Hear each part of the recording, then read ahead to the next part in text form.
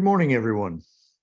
I'd like to welcome our distinguished panelists and our audience from not just the United States, but Europe and probably other places as well. This is a time when the eyes of the international community are all on Ukraine. And this is also a time when many of us think that we know more about Ukraine than we actually do. So today, CIPE offers a unique opportunity to hear from the Ukrainian private sector. We've been asked to hold this event for a very specific reason. Many in the international community are trying to conceptualize what help, in other words, what assistance they might provide and how best to do it. Because more and more folks want to pitch in and understandably don't know quite how to do it. So we view this as the first in a series of events and communications to present a more robust picture of who and what Ukraine really is and foster a comprehensive exchange of ideas that include the private sector's perspective. As I said, at an event like this, at an event like this just the other day, I noted that Ukraine is anything but a lawless, hapless third world dot on a map. It is history rich. It is a highly sophisticated European country the size of Texas, with about 40 million people, a robust agricultural sector that feeds much of the world, and a highly advanced tech and R&D community that not only manufactures for export, but has given that country many of the tools it's using to defend itself today. As we speak, CIPE is also partnering with Ukrainian economic think tanks to provide analysis and support to the Ukrainian business community's vision for its future, as well as insights from its past. Our hope, and that of our Ukrainian partners, is that this work will lead to more support for Ukraine to withstand Russia's aggression, support to rebuild its infrastructure, and support to ultimately establish a new Ukrainian economy. The business leaders who are with us today will not only speak about the experiences of the Ukrainian business community in the last year, but also share their vision of current and future reforms that will deliver a robust and dynamic post-war Ukrainian economy and fulfill their country's European aspirations. Let me be clear. Today's presenters are not here to simply advocate for the rebuilding of their country. That's an important conversation, but it's one for another day. They're here to advocate for the emergence of a new Ukraine built around the private sector that will deliver a sustainable prosperity and an enduring peace. First, and perhaps most importantly, we must note that the private sector in Ukraine is alive and well. The strength and flexibility of the business community is remarkable. It has delivered aid to the front lines. It's supported rebuilding the physical infrastructure of devastated communities even as the war proceeds. It has proven itself and its resources to be invaluable partners in Ukraine's fight for survival. To be clear, Russia's war in Ukraine will require the investment of hundreds of billions of dollars of investment and the full engagement and ingenuity of the private sector at home and abroad. But when discussions turn to rebuilding, the business community has earned its seat at the table. And that's the point at which CIPE takes the stage, in a country where we have been present for many decades. Is to make sure that the private sector is engaged, informed, and leading the way toward a new Ukraine that will be an example, not just of courage, but of the power of markets and democracy around the world. CIPE's 40 years of experience helping with other reconstruction efforts around the globe has given the organization unique insights and a wealth of lessons learned from the successful engagement of the private sector. In our opinion, Ukraine's strengths, such as its robust civil society, innovative business community, highly educated citizenry, and public systems ensuring transparency, All of these conditions make the country an attractive candidate for successful reconstruction efforts. But obviously, there's a lot of work to do. Ukraine is both blessed and cursed by its history and pattern of development. But the destruction wrought by Russian missiles today will ironically allow Ukrainian industry to leapfrog competitors tomorrow. There are many, many examples Ukraine can follow. In Korea, for example, after that terrible war that left that country in ruins, the growth of the private sector was instrumental in building a dynamic nation that today produces world-leading technology and culture. In Israel, a country born amid bloody strife, is an IT and biotech sector that has become so successful that the country has been nicknamed the startup nation. In these and other success stories, we have learned that it is the private sector that is front and center in decision-making and rebuilding efforts, and history has taught that healthy societies are only built upon market economies and a creative, energetic, and innovative business community. We encourage you to ask questions today and engage in important conversations going forward. And let me now turn to CIPE's very talented Director of Europe and Eurasia, Natalia Belan. Natalia, the floor is yours. Thank you, Mr. Chairman. I'm humbled and honored to open today's panel with leaders from the Ukrainian business community to speak about their resilience and vision for Ukraine's future. For them, Ukraine's victory in this war is a matter of unity of all Ukrainians, and failure is absolutely not an option. Before we open the panel discussion, we invite you to watch a 2-minute video, Ukraine Fights and Business Helps, on the remarkable role the Ukrainian business community has played from day one of full-scale Russian invasion that started last February. As the war unraveled, the Ukrainian private sector has stepped up in so many ways to help in Ukraine's fight for survival and resilience. Video, please.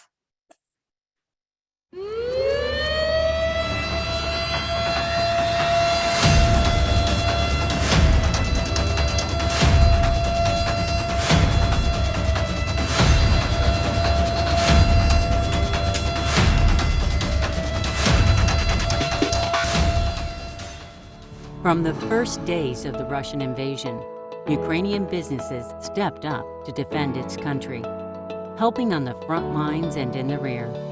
Ukrainian Agrarian Council sent supplies for Ukrainians affected by the war. The council sent food, hospital supplies, and Starlink internet terminals. Ukrainian Chamber of Commerce and Industry set up humanitarian logistics hubs, facilitated psychological rehabilitation of children, and has been supporting hospitals and clinics.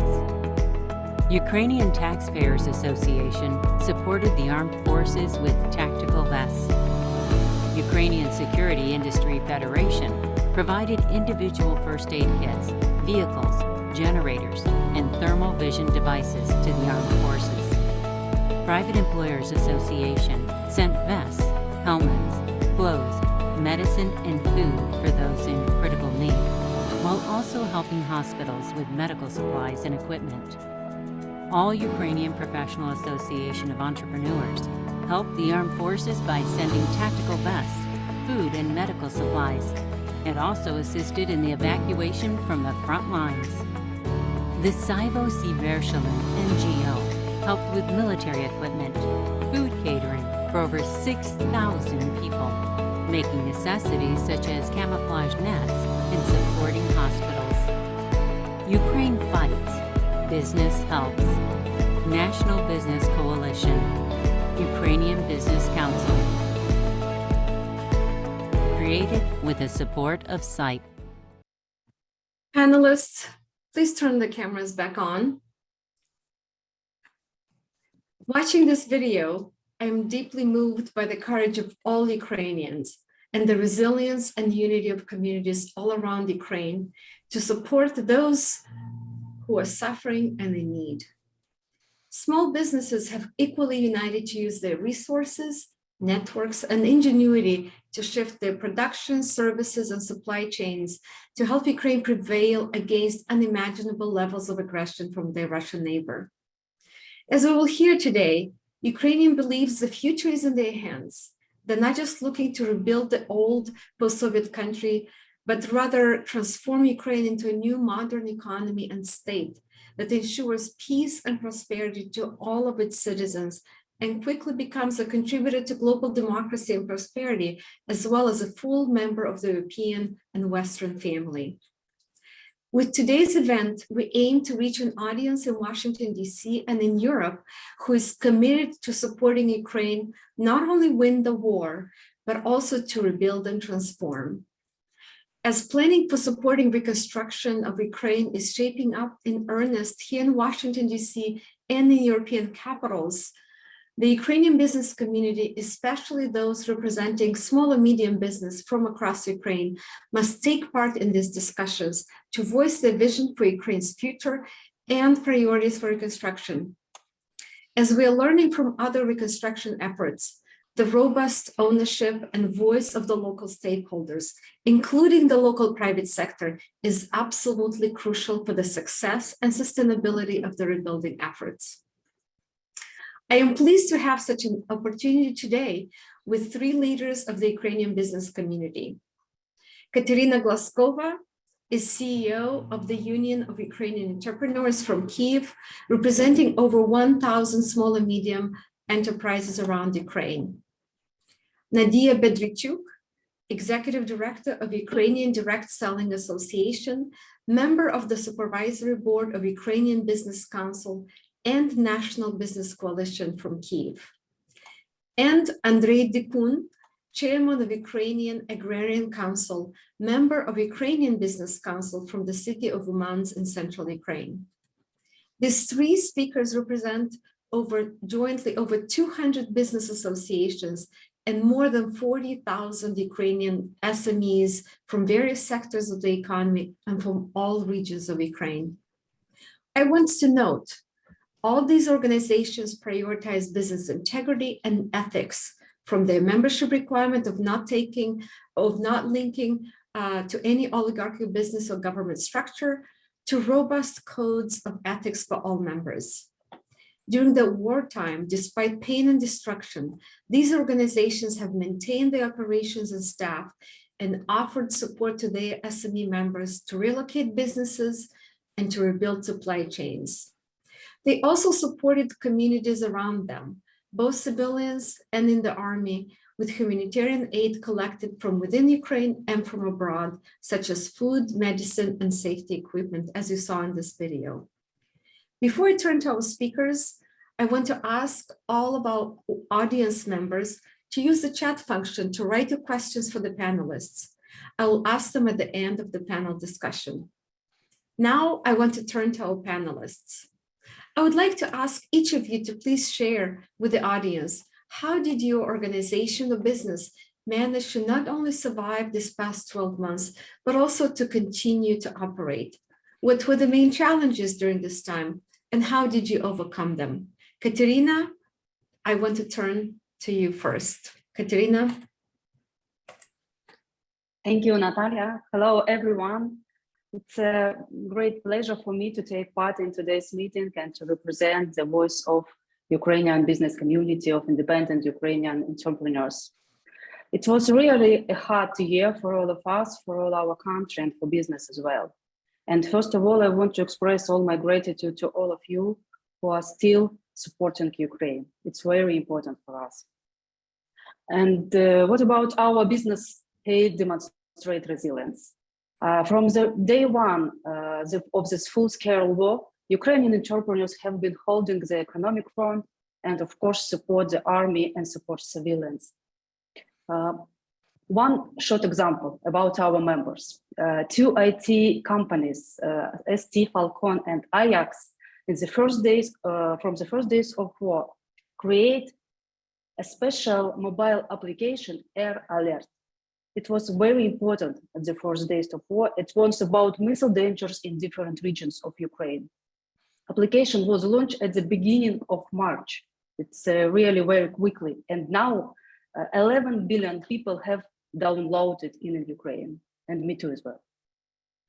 Many of our members have lost time up to 90% of their income in the first months of the war, and they had to adapt very quickly to new conditions, working in new conditions under the war. And they had to, approximately 30% were forced to stop or partially stop operation, but mostly demonstrate resilience all this time. One more example about our members. Pet products manufacturer Color from Chernihiv, really very famous even abroad of Ukraine company. The city, Chernihiv is the city in the north of Ukraine. Founder of this company, together with his family, 8 months, daughter, and some employees, spent more than 2 weeks in the bomb shelter, lot part of facilities to the products with estimated cost of $20,000. Later could relocate the part of these facilities to the western part of Ukraine, but after the liberation of Chernihiv, he came back and restored manufacturing in his home city with his employees. During this complex year, Ukrainian entrepreneurs have faced a lot of challenges. They have to arrange for their employees' security, access to electricity, reconstruction of the damaged facilities, relocation to a more safe region of the country.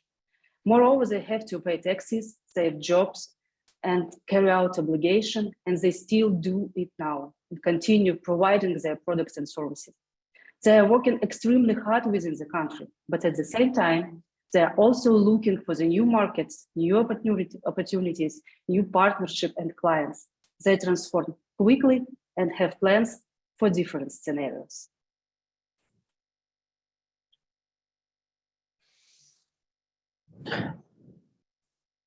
Ina, let me turn now to Andriy Dekun, what has been the experience of the Ukrainian agrarian sector during the past 12 months?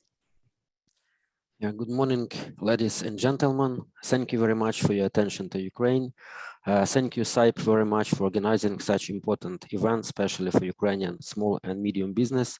It's a big honor for me today to represent Ukrainian farmers. Ukrainian agricultural farmers is a union which unites mid-sized farmers all over the country, and mid-sized farmers in Ukraine, they produce 75% of Ukrainian agricultural GDP, and Ukrainian agricultural GDP is about 20% of the country's GDP. So it's a very important sector for us, and actually almost 1 year ago, we had big question mark for all of us, because Russians were occupying our country with a speed around 100 kilometers per day, and it was a big question for the farmers. Shall we go to the fields or not?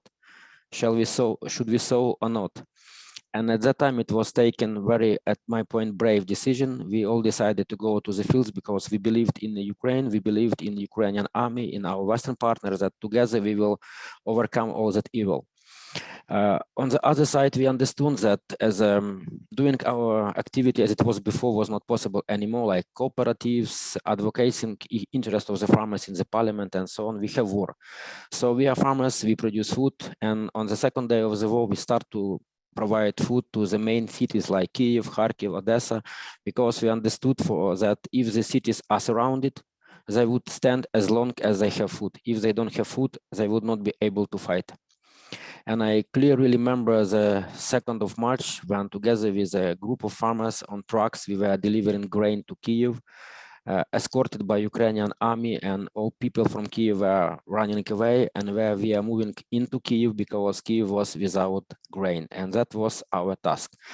It was first days. After that, we decided that since we have big network of farmers around the country, we established a charity foundation, Safe UA, and start to provide food to people in the south and east of area. First, it was the food from Ukrainian farmers. Later on, it was provided by international organizations such as, for example, World Central Kitchen. They helped a lot Ukraine, and they still help our country. And the second direction was medicine. We will start to supply medicine from different organizations, medicine and medical instruments to the hospitals in all over the country. And also another issue which was quite important at that time, it was water filters. We were supplying like 100,000 water filters all over like south and east of our country. So that was the reality. We have completely new experience for us. And at the moment, Ukrainian farmers, they are like split in 3 different places. Part of the farmers are occupied in very difficult situation, then other farmers are deoccupied. They can't work on the fields because the fields are mined up to the now. And the rest of the farmers, they are also in difficult situation because Ukrainian Black Sea ports were blocked. And actually from yesterday, it was again prolonged the grain deal. And I hope that this grain deal will continue because it's very vital for Ukrainian farmers and for our economy. Thank you. Thank you for sharing the story of the Ukrainian farmers and the agrarian sector going through. I would like to turn now to Nadia Bedrichuk. Nadia, how has the war affected your organization and the business sector? Nadia? Everyone, thank you for your question. Thank you for your invitation. It's very important for us that you support us, and thank you that you organize something such meetings. It's really important for Ukraine, for Ukrainian business. I represent a small business in Ukraine, and believe in victory is crucial for us, for small business to survive during war. Small business is an essential part of civil society, acting as entrepreneurs and citizens of a country under attack by Russia. And of course, at first, Ukrainian Ukrainian businesses as well, immediately focused on ending the war as soon as possible. And despite the decline in income, we took a huge responsibility for supporting the Ukrainian army. Business associations are acting as coordinators for the creation of fundraising platforms and hubs for accumulating charitable assistance for Ukrainian army and for Ukrainian refugees, for Ukrainian society. The end of the war and the occupation of Ukrainian territories remains the main challenge for Ukrainian business, for small and medium-sized, for everyone. The second challenge for us is how to maintain business activity during the war. Selling products is the most popular activity for small businesses in Ukraine. Depending on product categories, digitalization level, size, region, export-import issues, businesses are affected in different ways. We can observe the opposite situations, but now, a year after the beginning of the war, I would say that the majority of small businesses managed to survive and are restoring their sales. Since the beginning of the war, the dialogue between business associations, unions of small business representatives, the government and parliament has become more intense. Taxes for small businesses have been reduced. Outdated labor laws were abolished for the duration of the war, and business inspections and general government intervention into the business have declined. If you speak about activity of business associations, I would also mention that we provide assistance for small business in relocating to the western part of Ukraine, although this solution was not for everyone in our area. The margin of safety for local small business is not high, but we are quite adaptive, and entrepreneurs have a great desire to continue their activity, to continue their work. If you visit Ukraine, you know that cafes operate during blackouts, business conferences are held, and new initiatives are written to support local business. Developing Ukraine developing Ukrainian small and medium-sized business remains as a priority for us, as a budget which is currently spent for the Ukrainian army depends on taxes from local business. Cooperation between different industries is important as well. And we also observe that our previous work to unite small business representatives, they are all individuals, but our efforts to unite them, to overcome disunity and this mistrust between small businesses was not in vain. And we would like to continue with this work. Thank you. Thank you, Nadia and Andrei and Katerina, for reflecting on your experience and your association's experience and your constituents' experience during the past 12 months. One of the key challenges that Ukraine has faced before the war, and even remains to be, as President Zelensky said, one of the main enemies in Ukraine, it remains the risk of corruption. I want to hear how, from you and from your organization's perspective, how has the corruption situation, or the tolerance to corruption has changed, an experience of corruption changed during the war. As I mentioned earlier, each of your organizations has business integrity and business ethics as core tenets of your constituency. Can you speak about how the situation has changed in the past 12 months? Let me turn to Katerina. Katerina? Thank you, Natalia. I want to make a remark that the Ukrainian entrepreneurs, Ukrainian business community now have zero tolerance to corruption. Nobody wants to miss the chance to change the country. It's really a very important issue. And we are now talking about the huge role of business communities, business, especially SMEs business, in restoring and shaping the future of Ukraine. And I want to share with you some significant figures. 1.5 years ago, before the war started, CIPE conducted a survey about the level of trust the Ukrainians have in various institutions. It was the survey was supported by CIPE and was related to the economical reforms. And this survey was done for this special project, and we saw that the highest level of trust after the army, of course, have the SMEs sector, small and medium companies. This is a very important trend in Ukraine. And if we count altogether big business and business association as an institution, this level of trust will be the highest in the history of Ukraine. And because, why it's so? Because the independent and the SME companies, independent business, non-oligarchic companies, all hard times for Ukraine always be the reliable partner for country, for people, for all region during the COVID, during all revolutions, and during the war. That's why the reconstruction process in Ukraine have to take into account the business stance. It's really very important. Entrepreneurs are ready to take responsibility for the future of the Ukraine and help the state to process of Ukrainians' reconstruction. They do business in Ukraine and will continue to do so. We are ready to become a driving force in the recovery and modernization of Ukraine.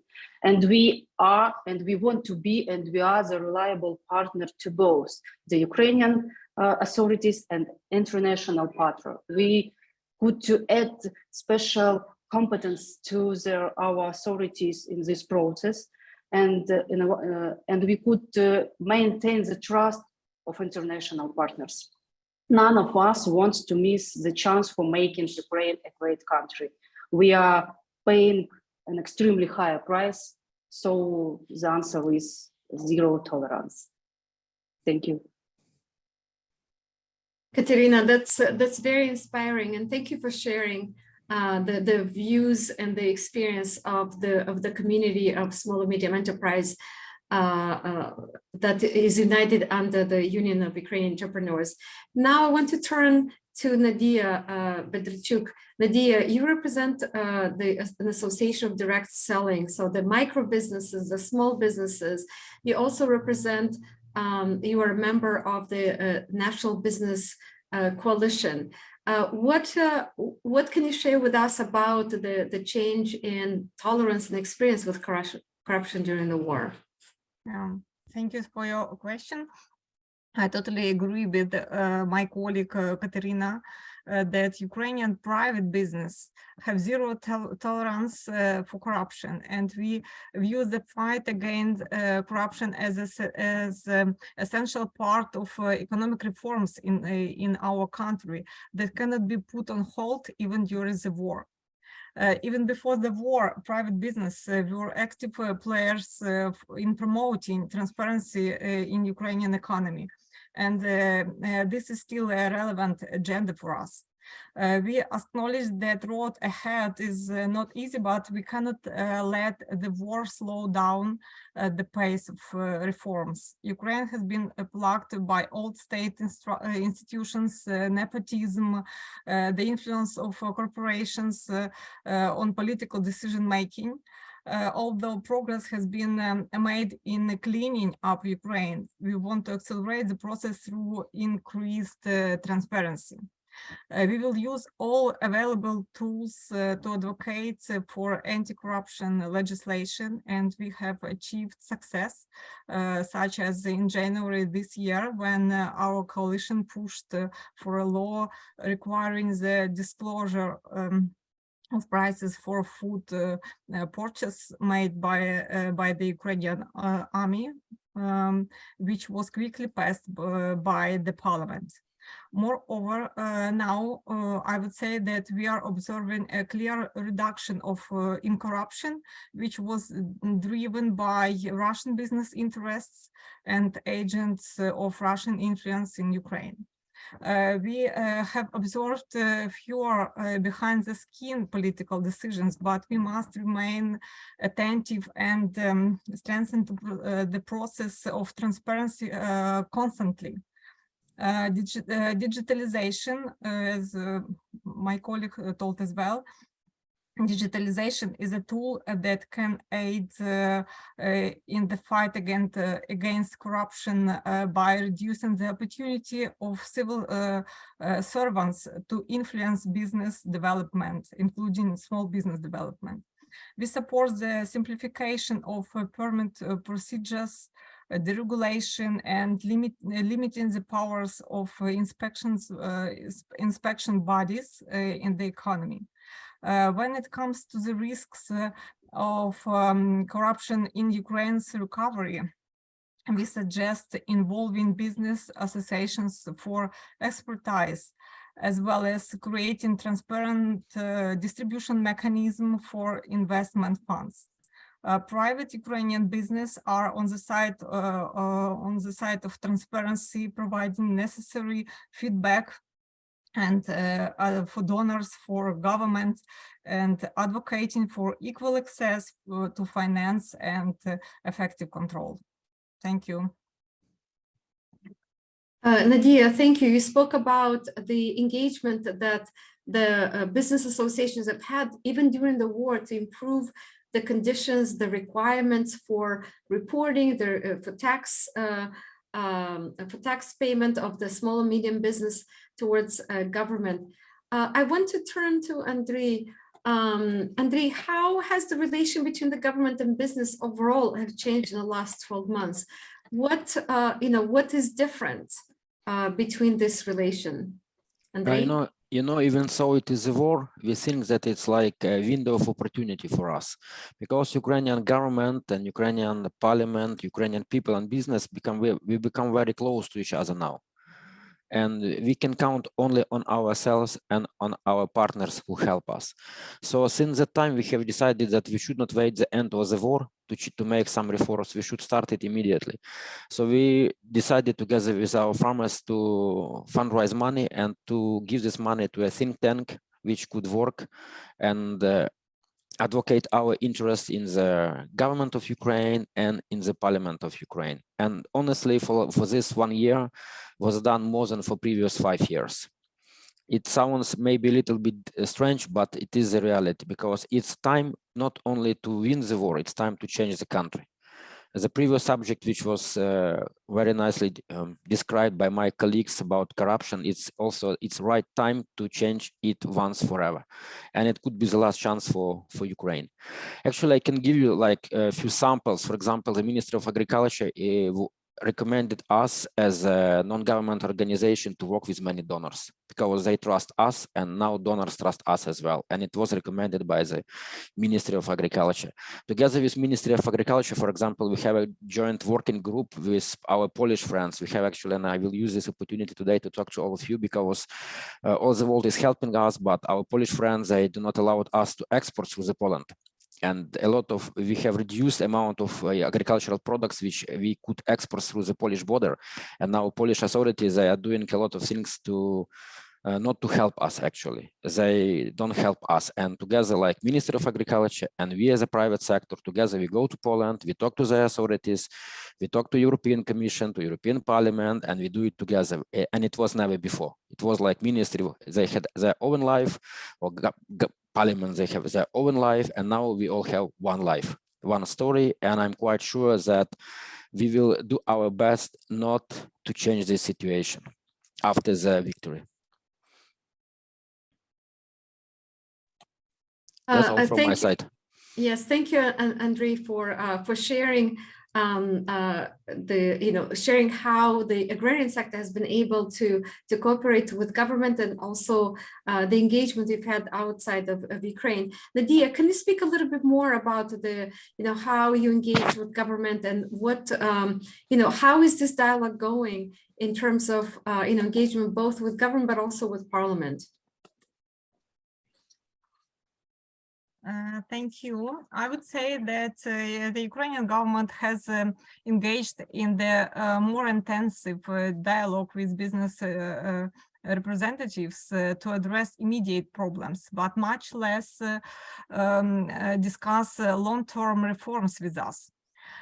This close cooperation has led to decisions that help businesses survive the war by simplifying taxation, introducing tax exemptions for micro entrepreneurs, and implementing government support programs. The government has also taken steps to solve old problems such as outdated Soviet labor code for business. However, we should understand that the era of simple reforms that lead to win-win situations for everyone ended even before the war. And during a war, business often suffer from, during the war, small business and whole business suffer more much more than the government budget or tax cuts can compensate for. As a result, entrepreneurs are increasing their pressure on the government. And at present, our business associations have identified priorities for reforms that need to be carried out to improve conditions for entrepreneurs. We hold monthly conferences with the head of the parliament majority and committee lead heads to discuss the progress of our common agenda. And the demands of small business remain the same. Tax cuts, removal of barriers, nor non-interference in our work, in our activity, and elimination of shadow businesses that distort competition. Less regulations, more free market policies. It's our motto. Thank you. Thank you, Nadia. Now that Ukrainian, both of you, all three panelists have shared that the Ukrainian business is already focusing on the future, not only overcoming the war time, the war situation and challenges, but also focusing on fundamental transformation of Ukraine, both the economy and the state institution, into a modern European country. Which reforms are at the forefront? Which reforms are crucial to help Ukraine rebuild and transform into a 21st century? You spoke about the short-term reforms, but what are the reforms that are at the top of the business community's agenda? Katerina, let me turn to you first. Katerina?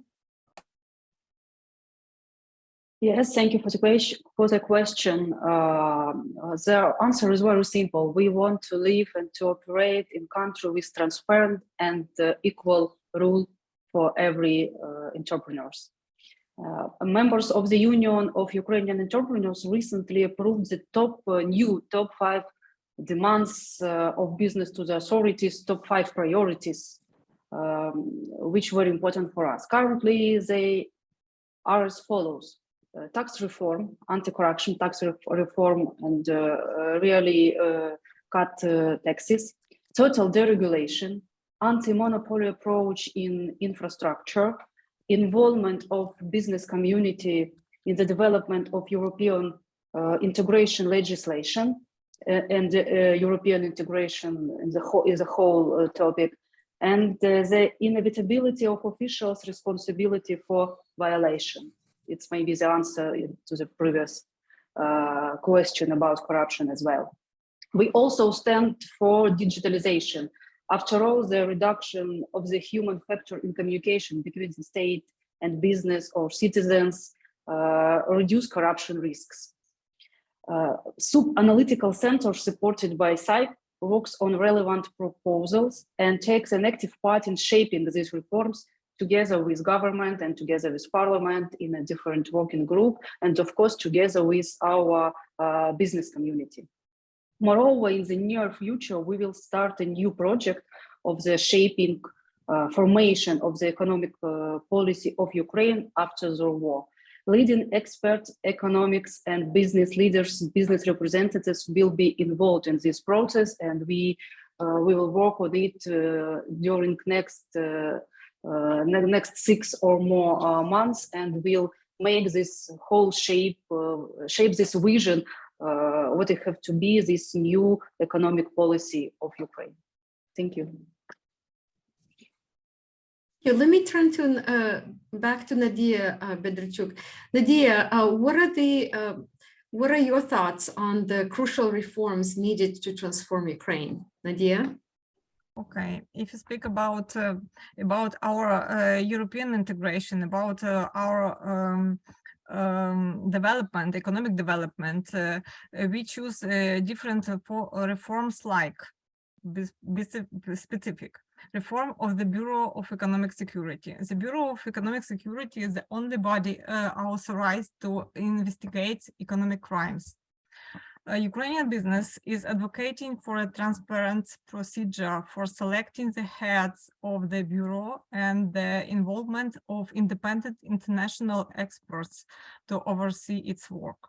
This reform is critical to combat corruption and ensure transparency in economic activities. The second one is a reform of the customs service in Ukraine. This reform is essential to simplify custom procedures, reduce bureaucracy, and combat corruption. A modern and efficient customs service is crucial to ensure fair competition and facilitate trade with other countries. The third one, digitalization of tax services. The ambitious reform to digitize the tax services is necessary to simplify tax procedures, reduce bureaucracy, and make tax payments more transparent. This introduction of electronic services will help reduce opportunities for corruptions and ensure fair competition. In summary, Ukrainian business is advocating for this crucial reform to help Ukraine rebuild and transform into a modern economy. We cannot be like before the war. Thank you. Thank you, Nadia. I have one more question to the panelists before we open up to the Q&A. Today we have the attention of audiences from DC, from Europe, And the question that they are wondering is, what are the areas that most need support of international partners for Ukraine to have a successful reconstruction process? Andrei, let me start with you. Andrei? Yes, thank you very much for this question. First of all, I would like to thank taking this opportunity because we have a lot of help from all over the world, and this help is very important for us. Without this help, we would not survive as a country, I think, up to now. But anyway, especially I would like to ask the well-developed experience which you have in US and Britain, for example, to help Ukraine to efficiently complete the reform of our juridical and law enforcement system, because that's actually was a big problem for us before the war. Now we understand that we need to change it, but we need competence for that. And you have this competence, and we would like if you could share this competence with us. And now coming back to agricultural issues, actually issue number one for Ukraine, as it looks now, is demining. We see now that at this day, we have the largest part of the land in the world which was mined in the history. So it will take many years. So we need Western world to help us to demine our fields. Another important issue for us, I mentioned before, is grain deal. It looks like it's prolonged for next 2 months, but then it will be a big question what will be after 2 months. And for us as a farmers, it's just a matter of survival, because even so we could, our Polish friends will say, okay, give us as much as you can. It's not enough. We are not able to export everything through the western border. We need ports to be open. Another thing which is important, and from time to time I hear that this country or that country, they arrest some Russian assets. And it is very important to give these assets, for example, to the businesses or to the farmers whose farms were destroyed by Russians. Together with USAID, we are doing now a project where we try to estimate the losses of the farmers. But after the estimation, what is the next step? And as Ukraine, as a country, we cannot do it ourselves. I don't believe that Russia will disappear after the war. And they are not going to give any money back to us, but they have a lot of actives in the world, and we need the help of the world to arrest the assets of Russians and give them to those who has lost everything.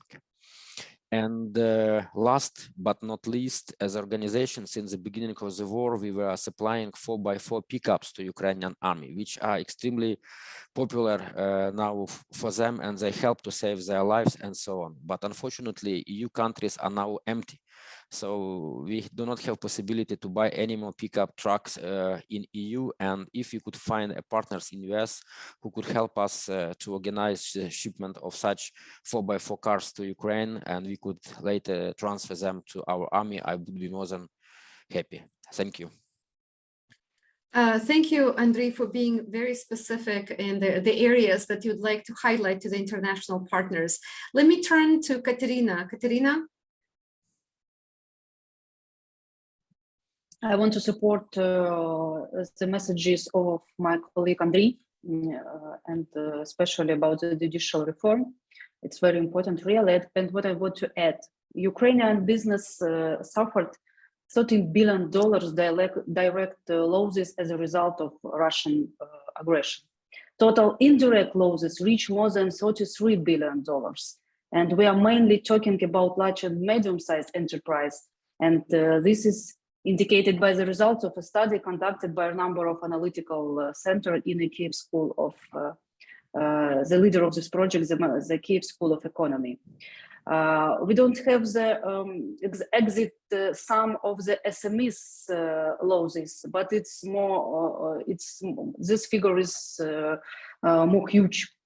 Russian assets are currently being frozen, and we need an international compensation mechanism for the damages caused by Russia, which would also take into account the business losses. It's really very important.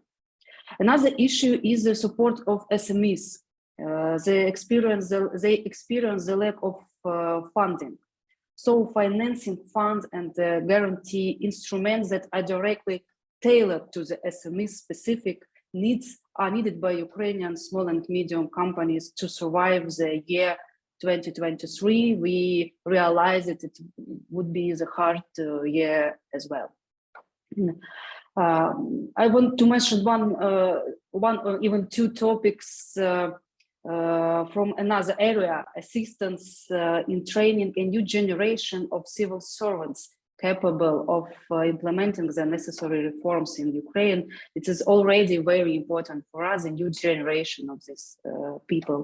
And I also cannot help but mention the colossal environmental problems caused by the war. Ukraine needs a systemic post-war green reconstruction plan. Thank you, and thank you for all your questions and attention to Ukraine and to our situation. Thank you. Nadia, I want to give you a chance as well to raise the priorities that you think are important for international partners. Nadia? Thank you. I would say that an international insurance fund that can provide military risk insurance for Ukrainian and foreign investment would be highly beneficial for us. Secondly, I would say that it's important to get duty-free and quota-free regime with the European Union and J7 countries for another 5-7 years to support Ukrainian companies with access to markets. And the last, I would say that it's important to get access for Ukrainian companies for the reconstruction process and reconstruction programs. They would like to participate, but sometimes it's just local companies, but they are interested to work together with international partners, with international donors, and it's important to give some work for local business in order they pay taxes to Ukrainian budget, etc. And if you speak about different anti-corruption programs with support of digitalization, economic reforms, reforms of Ukrainian institutions, we support it much. Thank you. Thank you so much. Just really, it's really important for our audience to hear about these priorities. Now we have a few minutes for Q&A. Now let me I'm going to read a few of the questions that have come up, and please panelists take some of the questions. So I'll read 3 questions right now. First question, and whoever in the panel wants to answer, is how do you manage to bring back all those people that have left the country, and to what extent has this, the significant, the significant refugee flow out of the country and the internal displacement, to what degree has this been an issue for the Ukrainian economy? That's question 1. Question 2, and this is a question directed for Andriy from the Agrarian Union. What are the concerns of the small agricultural producers amid continued talk around consolidation of land holding? And then the third question is, how can the civil society support the business sector? Panelists, let me start first with Andriy to answer the question about the consolidation of land holdings, and then the other panelists, if you can talk about the other 2 questions on the talent drain and civil society role. Andriy? Yeah, thank you very much for your question. This was a very important question for us, especially in the 2019 when the law on land was adopted by Ukrainian parliament. And on the first draft law, it was written that the Ukrainian agricultural company could have in one hand around 200,000 hectares. And you can imagine that it's a little bit too much. Like average in US, for example, is from 1.5 to 2,000 hectares of land. Actually, that's our vision as Ukrainian Agricultural Council. We prefer to have more small farmers and medium-sized farmers rather than to have few big agricultural holdings and that's it. That is not good for the economy of the country. So that was a great concern. And according to the law which was adopted by the parliament, we could have in one hand no more than 10,000 hectares in one hand. And this law, which is now in place, we are satisfied with that law, and I think everything will be fine with Ukrainian land after the victory. And if you don't mind, I would like to just make a very small comment for the first question, because we have more than 10 million refugees, and that would be the main challenge for Ukraine, because people are more important than land, to be honest, and we need to bring them back. And that actually where because without them, we would have a territory, but not a country. And that's where we really need the help of our international partners, help to create added value in Ukraine, added value chain in Ukraine. Ukraine is well known as a grain exporter, but it's not good for the country after the war. We need to be a country which processes the grain. And US companies, they have a lot of experience in this. So more US companies, such like Land O'Lakes, for example, would come to Ukraine and would help us, or together with us, establish more added value chains that would bring people back. Because on the first, we need to guarantee security for them if you want to bring them back. On the second, we need to provide a job for them. Thank you. Thank you, and for weighing in on the human capital question as well. Let me turn to Katerina. Can you speak very briefly both about the human capital and the civil society role? Katerina? Yes, sure. Thank you for the question. The answer for the first question about the refugees and how we could and have to return people to Ukraine, it's a simple and complicated as well, because we need to guarantee these people the safe life, the security issue, the rapid reconstruction of medicine and educational institutions. It's very important.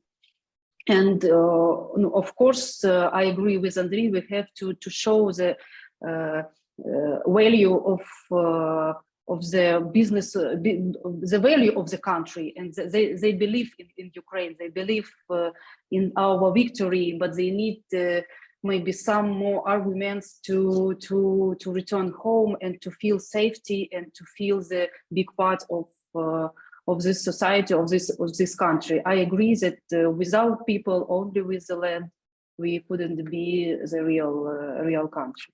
And how civil society could help to business? It's easy. It's very easy. Buy Ukrainian products. Believe in Ukraine, support Ukraine, Ukraine manufacture, Ukraine entrepreneurs make really very high quality services and goods. And even if you only buy these products and these services, you could help Ukrainian business very, very good. And I want to say to all our international partners that even under the war, Ukrainian business is still operating and still working, and you could and could be the reliable partner for you, and business association could help you to be more confident in this transparent and to be confident in the reliable companies, like a reliable partner in Ukraine. Sorry for tautology. Buy Ukrainian. Katerina, the very strong message of Buy Ukrainian. Nadia, anything to add on the question of civil society and human capital? It's a really good question, just because Ukraine was a donor of labor resources before the war for the neighbor countries, and it's really a big challenge for Ukrainian business, for small business, etc. But I believe in the European future of Ukraine. I believe that we won't have a border between European Union and Ukraine soon, and of course, all depends of what time the war will be ended. Yes, but anyway, I believe that a lot of people, and I see a lot of people in European Union, Ukrainian refugees, who are ready to come back. They are waiting for safety conditions for their children, but in fact they're ready to come back and work. Ukraine wasn't so poor and bad country for living, for business before the war, and we have some achievements, and I believe that we will be attractive. Thank you. Thank you so much, Nadia. Unfortunately, we're running out of time. We are at time right now. It's 11 o'clock. We received many more really interesting questions. However, I want to tell the audience that this is the first event where we're bringing the Ukrainian private sector to have these conversations, to have dialogue with partners, international partners in Washington and in Europe. And I invite you all to continue staying engaged and stay tuned. The CIPE will be hosting a few more events and to give a platform for more voices from the Ukrainian business for this dialogue. I want to thank our panelists who have been very generous. I know that there have been several air raid alarms today, and thank you for your resilience. Thank you for your courage, and thank you for standing strong in Ukraine. We are standing strong with you. Any final words before we close? Just 2 words. It was a good question about how civil society help Ukrainian business. They help. They buy a lot local, much more than before. They buy local products. They support Ukrainian business. In fact, thank you. Thank you. Any final words from Andrei and Katerina before we close today? God bless Ukraine. Slava Ukraini. Слава Україні, героям слава. Slava Ukraini. Thank you so much. And thank you, the audience, for joining us today. And again, stay tuned for more events with the Ukrainian business. Thank you, everyone, and goodbye.